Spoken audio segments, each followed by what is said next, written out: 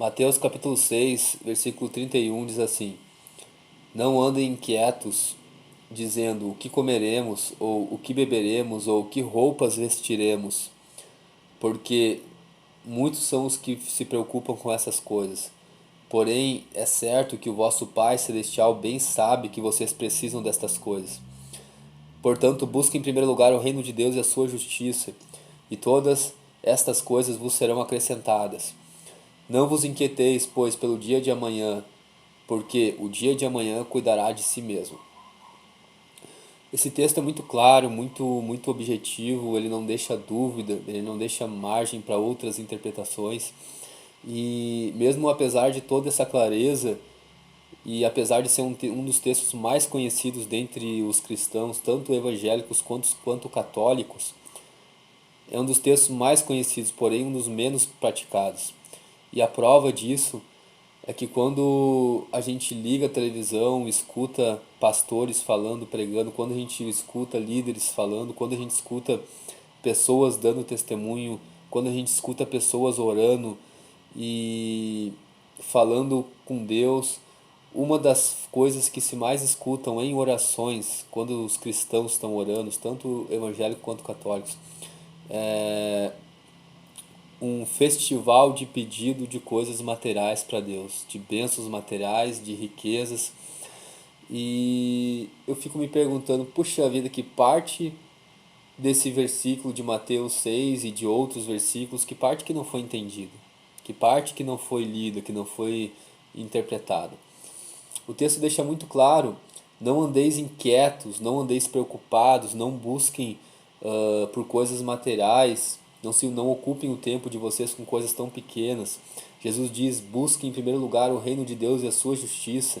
O que vem a ser o reino de Deus e a sua justiça? É Deus reinando em mim, é eu me relacionando com Ele, é Deus mostrando para mim aquilo que tem que ser melhorado dentro de mim, é Deus mostrando para mim aquela sujeira que está escondida no meu coração ainda e que precisa ser tirada dali.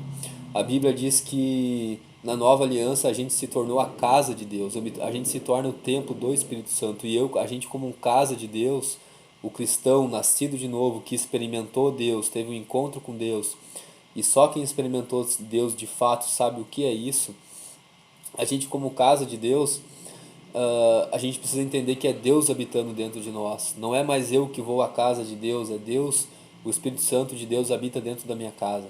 E como um hóspede na minha casa, ele ao longo da minha caminhada com ele, ele vai me mostrar, ele vai limpando, ele vai trocando as coisas de lugar, ele vai tirando aqueles móveis velhos, ele vai colocando mobília nova, ele vai tirando a sujeira escondida debaixo do tapete, escondida nos cantos.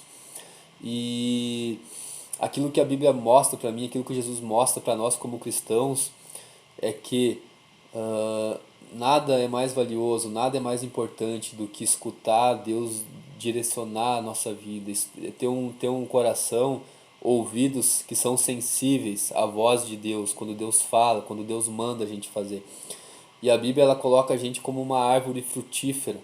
Uma das características da árvore frutífera é que ela não vive para si, ela vive para os outros, ela vive para suprir as necessidades dos outros. Então todo cristão, toda pessoa que decide se render ao Evangelho, realmente confessar Jesus, crer que a obra da cruz foi para salvar a minha vida, e eu decido que a minha vida vai ser direcionada por aquilo que as Escrituras ensinam, por aquilo que Jesus ensinou, pelo Espírito dele que passou a habitar dentro de mim, eu preciso entender que aquilo que me satisfaz, aquilo que me preenche, não são as coisas materiais, não são os bens, não são as riquezas.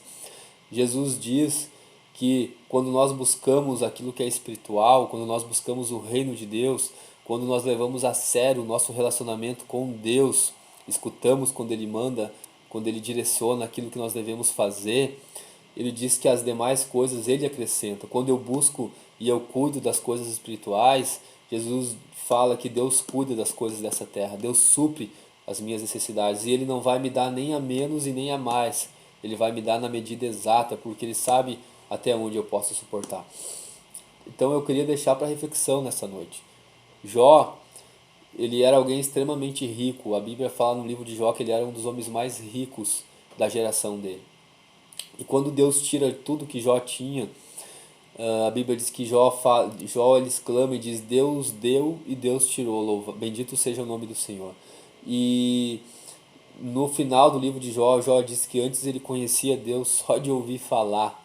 Antes ele só escutava falar de Deus e no final de tudo aquilo ali ele conheceu Deus de fato. Ele teve um relacionamento muito mais profundo com Deus e ele conhecia saber quem Deus era de fato, como Deus pensava, como Deus agia.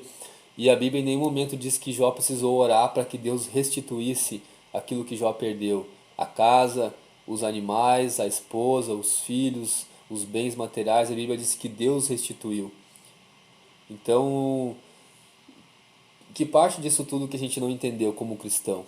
Que parte disso que a Bíblia mostra a gente não entendeu como cristão? A Bíblia diz que não temos como, que não é possível a gente servir a dois senhores, ou a gente serve a Deus ou ao dinheiro. Quem serve a Deus busca em primeiro lugar o reino de Deus. Quem serve a Deus vive como uma árvore frutífera. Quem serve a Deus não fica buscando as bênçãos de Deus, mas procura ser uma bênção para outras pessoas, procura ser alguém que vai suprir a necessidade de outras pessoas. Que isso fique para reflexão nessa noite, que a gente possa entender o que que é a oração. Oração não é eu fazendo solicitações para Deus para que Ele me dê aquilo que eu peço. Oração é eu aprender a me relacionar. Oração é eu dialogar, eu entrar numa conversa onde eu falo com Deus, mas eu também escuto Ele falar comigo. E certa vez alguém disse que o hábito de conversar com Deus muda o nosso hábito de conversar com as pessoas, de lidar com as pessoas.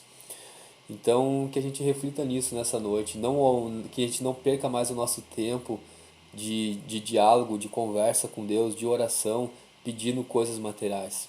Que a gente possa ser obediente à Bíblia quando ela diz buscar em primeiro lugar o reino de Deus e a sua justiça, buscar conhecer a Ele, quem Ele é, o que Ele quer de mim, e todas as demais coisas, as coisas materiais, serão acrescentadas. Eu quero deixar essas palavras para a gente refletir nessa noite.